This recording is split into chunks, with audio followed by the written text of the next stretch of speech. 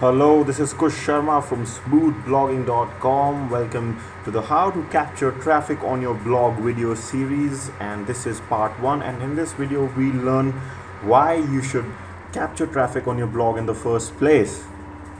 Okay, so let's get started. So I've just created a very simple presentation just to make you understand this concept.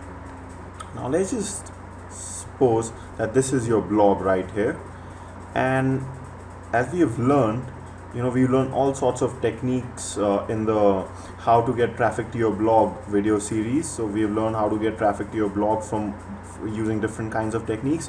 So these traffic sources are those techniques. Okay, so these are different kinds of techniques. You get traffic from Facebook, from search engine optimization, from Squidoo, from hub pages, or whatever we learned. So these are your traffic sources from where traffic is coming onto your blog. Okay, now what happens is when this traffic comes to your blog, they see your blog. Okay, so this person here, he or she comes to your blog, they have a look at your blog, and they might like your blog and decide to stay there, hang around there for more, go through your content. Or they might just be these arrows pretty soon that they don't like your blog and they're off. Okay, so this is how a normal blog works. People come and people go just by having a look at your blog. If they find something useful, they stick around for longer, otherwise they move on to something different. Now the problem with this is that even if the person likes something on your blog and they hang around for longer, you still will not be able to keep them forever on your blog, because ultimately, even if it's 5 minutes, 10 minutes, 15 minutes, half an hour, they'll ultimately forget about your blog and go from there. Okay, and you don't want this to happen, because this is a waste of potential resource. Okay, so what you want to do instead is that you want to capture this traffic, or you want to capture this visitor who has just come to your blog. So just imagine that all these visitors that are coming to your websites are like butterflies. Okay, so these butterflies come to your blog, they have a look, and they fly away. What you want to do is you want to set up a butterfly catching net. So when these butterflies or your visitors, when they come to your blog, what we want to do is we want to make sure that when they decide to leave the blog, or when they come on the blog, they should not just leave. They should not just become these arrows. We want to capture them. Okay, and the way we capture them is by using this butterfly net, and I'll soon explain to you what this butterfly net is in terms of blogging. Okay, so now what happens is these visitors who are going away, they go straight into our net, and the amount of visitors who are just going away reduces.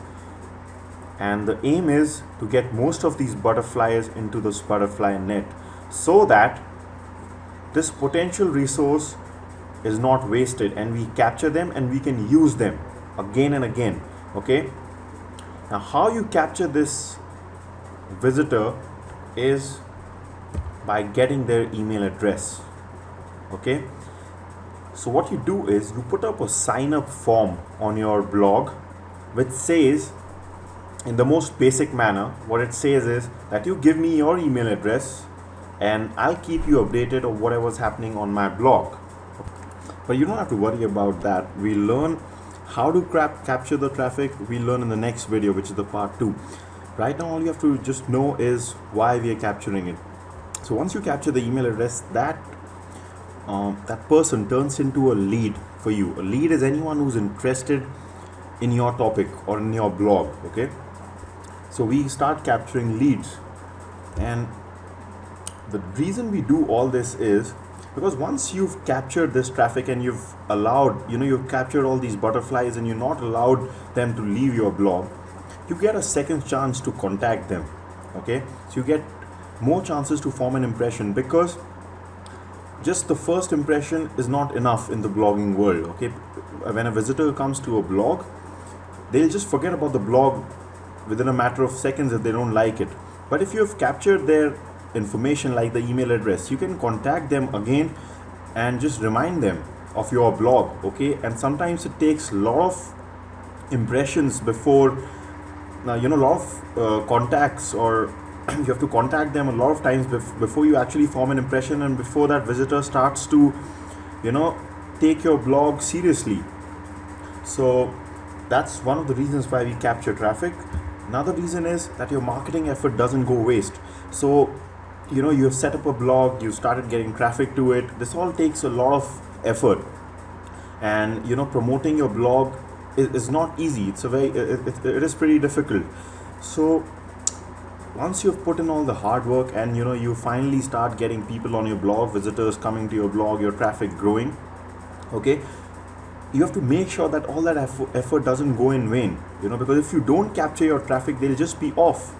Okay, all your hard work is slowly going down the drain if you don't capture that traffic. But once you capture that traffic, it's like you're slowly building a list, you know, whom you can contact anytime. So your marketing effort doesn't just go waste. People don't just come to your blog and leave. They come to your blog, you capture them, and you capture their email addresses, and you can contact them again. So your marketing effort doesn't go waste. Okay, another point is that you start building an asset, which is your list. Okay, so the email list that we're building here is your asset, because it is the most important thing you can have. Because, you know, just like any business, you know, the assets are the most important things to a business, and similarly in a blog, your list is your asset. And if you plan to make money from your blog, you will definitely depend on your list. It's very tough to make money on a sustainable basis without having a list. And the reason for this is this: because you always have a ready audience when you have an offer or a new piece of content. Okay, so let's suppose you're selling something on your blog, and you want people to know in an instant what you're selling on your blog. Okay, if you don't have a list, if you've not built an email list, whom are you going to contact? You can put a banner on your website, but that's not efficient enough, because then you're targeting the new traffic which is coming to your blog, and you're hoping that they'll buy whatever you're selling. But suppose you already have, let's say 5,000 people whose email addresses you've captured, and you formed a list from those 5,000 people.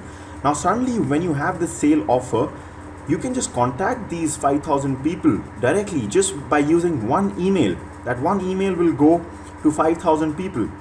So just imagine what your chances are of making a sale in an instant, because you have an asset, you know, you have a list already with you.